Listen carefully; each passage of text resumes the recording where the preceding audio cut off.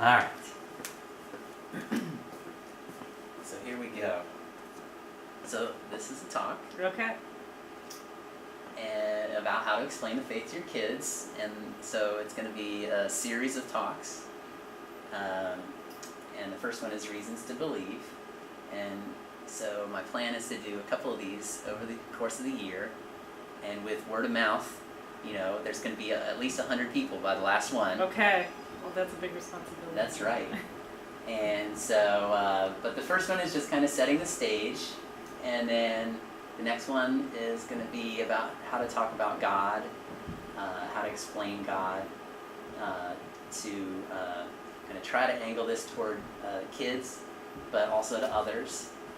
And then we'll talk about the Eucharist and how to understand the real presence and how to explain that.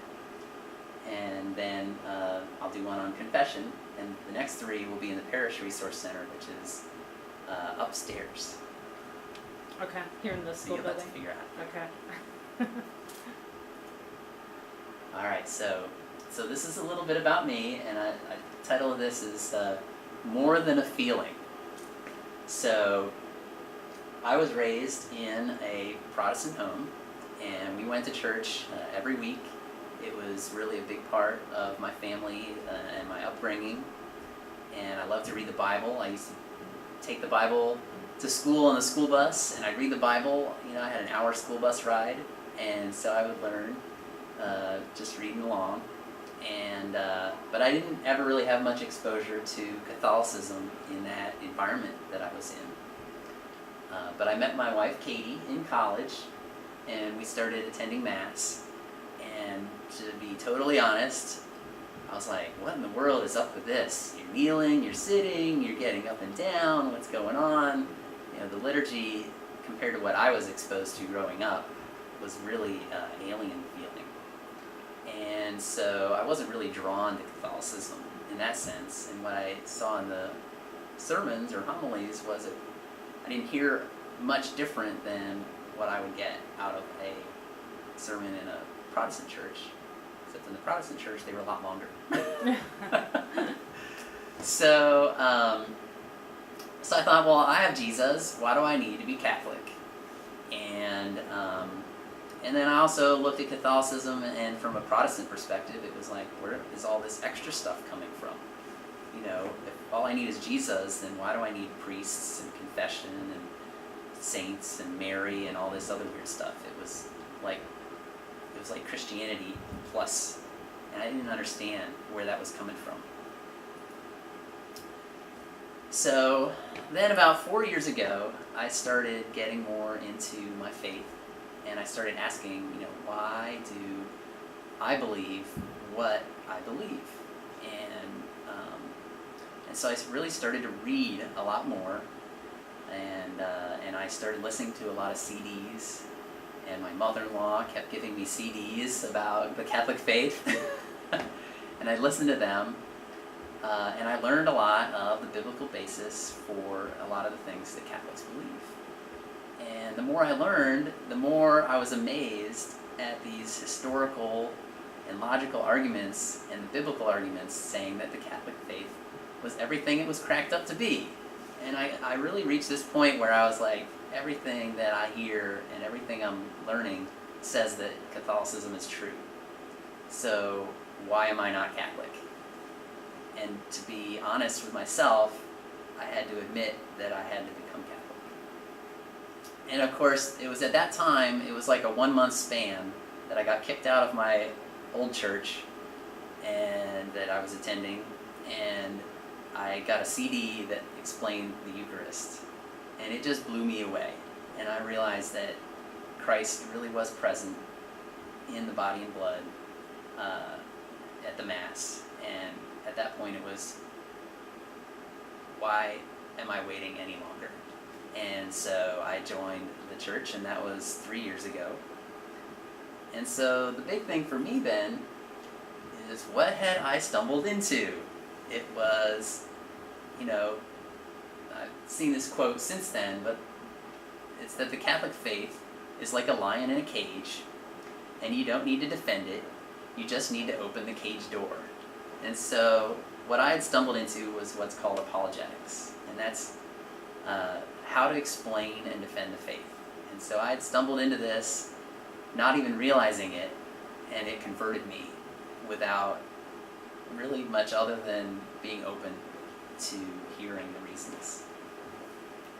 And so, to use a sports analogy, the offense would be like evangelism. So that's going out, that's preaching, that's passing out tracts, that's talking to people, it's really going out there. But defense would be the apologetics. So it's giving a reason when you're asked and being ready with a reason to help explain what we believe to others. So it's a response to someone else asking a question. The CDs and books that you were reading, was it Mhm. a series or something you would recommend? So I will actually have Is some that in there? suggestions at the Okay. end. So it was a whole bunch of different things. Okay. So yeah, so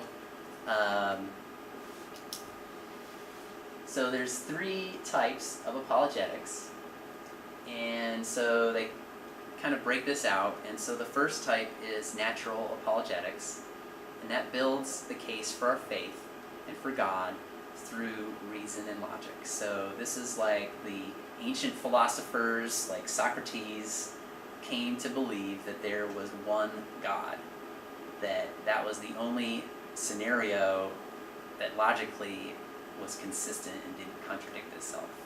And so that goes way, way back.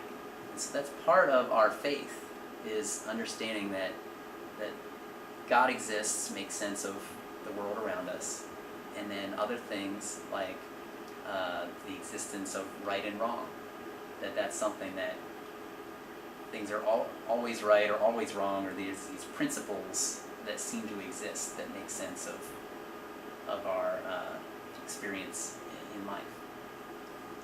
So Christian apologetics would build the case for things that God has revealed to us. So is the Bible trustworthy? The resurrection, miracles. How can we say that God became man? Those are things that all Christians believe, or pretty much all Christians believe. And then the final category would be Catholic apologetics, which is the things that Catholics believe that other Christians typically do not. So that would be the Pope, sacraments, things like our beliefs about Mary, the Immaculate Conception. And so those are things that we Catholics have a little extra. And like I was saying before, those are some of the things that I learned about and convinced me to become Catholic. And of course, the Bible tells us that we have to do this. So that's a good reason too, right? So St. Peter, the first pope, in 1 Peter 3:15, he says, "Always be ready to give an explanation to anyone who asks you for a reason for your hope, but do it with gentleness and reverence." And so, a couple parts about this is be ready, be prepared. Like the Boy Scouts are always prepared, right? So we should have listening hearts. We should, when questions come across, we should kind of be ready to handle those. And he says give a reason, so that kind of presumes that there's a reason. And I believe there are. And then do it with gentleness. And so that's the part where, especially with our kids or family, that you have to tread lightly and tread lovingly and take the time to explain things, especially if it's not being received very well. That's probably the hardest part. So some of the challenges that are out there that we face, especially with our kids, is that our culture is not really friendly to Christianity anymore. In many ways, we have a much more secular society. Not as much here as in Europe, but there's many elements of it here that look at Christian morality as something that's oppressive rather than liberating. And then they also look at morality as an opinion. Don't force your opinions on me, or you're being intolerant by not accepting someone when our faith says that lifestyle might be sinful. So that makes it a challenge to answer questions and be a witness for our faith. The media sometimes subverts our faith, either subversively or even right on the face of it. Just TV shows, movies. I mean, when was the last time you went to a movie and you saw there was a priest in it, and the priest was the hero of the film, right? Usually the priest is either going to be laughed at or portrayed as, having some secret society that he's protecting or something like that. Like Da Vinci Code comes to mind as one of those. But those are out there in our culture, and even some of this, that the media often portrays people of faith as having blind faith or elements of superstition. And I mentioned one movie, this is Religious, it came out a couple of years ago, and it was basically mocking the Bible and biblical literalism. So, Noah really built an ark, there really was a snake talking to Adam and Eve. And some of those, being able to just talk to people about those is a challenge. And how do we really interpret those passages, for example? Because Catholics are not biblical literalists. We have a little more nuance in how we interpret the Bible. And so, more on the challenge, our kids, I think, are starved for reasons. So, I've met a lot of people that have left the faith, and they say, oh, well, no one gave me a real reason to stay. There was no reason. And it blows me away, and I think that the reasons are there. I've heard it said that comparative religion classes make people comparatively religious. And so sometimes I understand that the coexist bumper stickers that you see, there's the one idea is we should all get along, and that is absolutely true. But another underlying thing that I kind of get a sense is, well, maybe get along, and then all these religions are really the same or equal underneath them all. And that's not really true, right? I mean, they contradict each other. Hinduism has thousands of gods. Buddhism denies that there really is a God at all. We believe that there's one God. I mean, those ideas contradict each other. So just on that level, they can't all be true. And so the real question should be, which is true and why?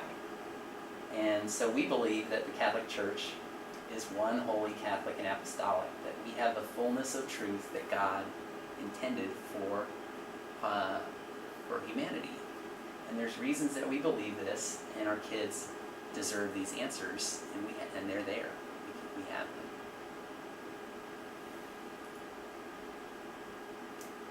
So the good thing is that God is on our side, and so every human being has this hunger for God, this search for God built right into them. Our kids and our peers are asking these questions like, who am I? Where have I come from? Where am I going? Why is there evil? What is there after this life?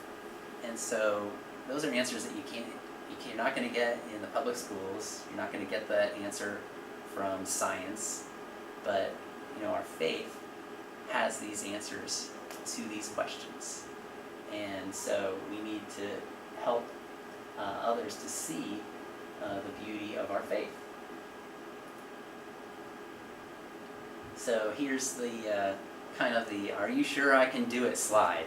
And I know that we can. So this was just a little chuckle here, but when you talk to somebody, I've forgotten more than I learned back through all this, CCD or my Catholic education or, Father Dan's homilies. It's hard enough when you have kids just to pay attention at Mass. So, and maybe, people are on a journey. We don't all have all the answers all the time. But I want to tell you that I have faith in you, and I think that you can do it, and it's not too hard. And the other thing is to be honest, so that when questions come up, you can say, I'm not sure, or I don't understand, but let's find out together. Let's find out the answers. And that shows a pursuit for truth that is probably going to go well in the long run with our kids.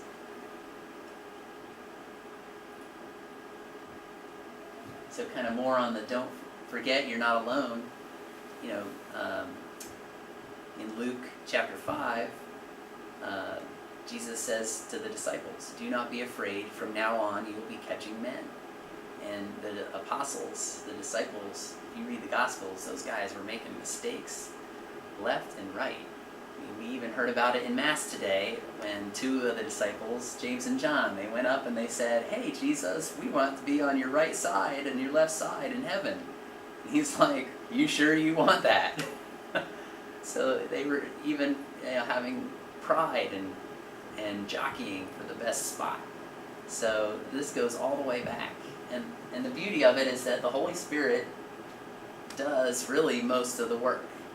And like that quote earlier, we just need to open the door and allow some words to come in and open that door and let the Holy Spirit convert hearts and minds. And of course, this is a part that I rely on quite a bit, which is the Holy Spirit can even make good things happen when we screw up. And I will attest to screwing up on more than one occasion. But you never know how God is going to work that for good. So, we talked a little bit about how our faith is true, and that's something that we can share with people. So, we believe that God came as Jesus Christ, who said he is the truth, the way, and the life. And so the Catholic Church, which he founded, which is his body, also teaches truth. And so basically none of the teachings of the church can be untrue, or else what Christ said about the church would not be true. It undercuts the whole, all of our faith. And so I would pose that every belief that we have can be defended and can be shown through reason and through history to be true. And a lot of that is how is it understood and how is it explained so that people understand what we're really saying. But as St. Justin Martyr said, whatever is true is ours. So even when we look at other faiths and we see elements of truth, we can say, well, that is a reflection of Christ that we see in other religions and in other groups, but the fullness of that is available through Catholicism. So just a little more on just the idea of faith and reason and how they go together. I've been in conversations where I've been told that faith is just like believing in a sky fairy, or I've heard this flying spaghetti monster. I don't know if you guys have heard that one. I had someone at work give me that. It's like, well, no, we don't believe in a flying spaghetti monster. We believe in God, and God has given us reason to understand Him and to be able to explain things about Him. And so our faith is not blind faith, but it's a response to how we observe the world and how we observe reality. And Pope John Paul II talked about this in one of his encyclicals. And so an encyclical is a letter from the Pope to the Church, and usually those come out every couple of years. And it's something that the Pope sees as an area that people need to think about more and consider more. And so in Fides et Ratio, which means faith and reason, John Paul II said that faith and reason are like two wings on which the human spirit rises to the contemplation of truth. And God has placed in the human heart a desire to know the truth, in a word, to know Himself, so that by knowing and loving God, men and women may also come to the fullness of truth about themselves. And so this faith and reason always will coincide together. And if they don't, then that means that something's out of whack, and we need to figure out what's going on there. And the beauty of faith is that it also helps us, it actually superpowers our reason, because then we understand, I think it was St. Augustine said, I have faith that I may understand. And so sometimes, like when I became Catholic, there were things that I still didn't quite understand, but within a very short time after becoming Catholic, all of a sudden it was like the light went on, and it's like, oh, okay, now I understand, now I get it. But it took a leap of faith to get in, and then to see with those eyes. So this is the tough chart, I think, for the day, but I just going to throw this out there that reason and logic are friends, and we have to kind of follow along with some of these, or look for these when we have conversations with people. So the principle of non-contradiction says that you can't have A and B both being the same thing. Like, they can't contradict each other, because it just doesn't make sense. It's basically nonsense. And so that's like questions like, can you make a round square? Well, that's a contradiction of terms, and so it doesn't really make sense. Or can God make a boulder that's heavier than he can lift? I mean, it's just a question that doesn't make any sense. And like we talked about before, with different religions, you know, some have thousands of gods, some have one, some have none. So they can't all be true.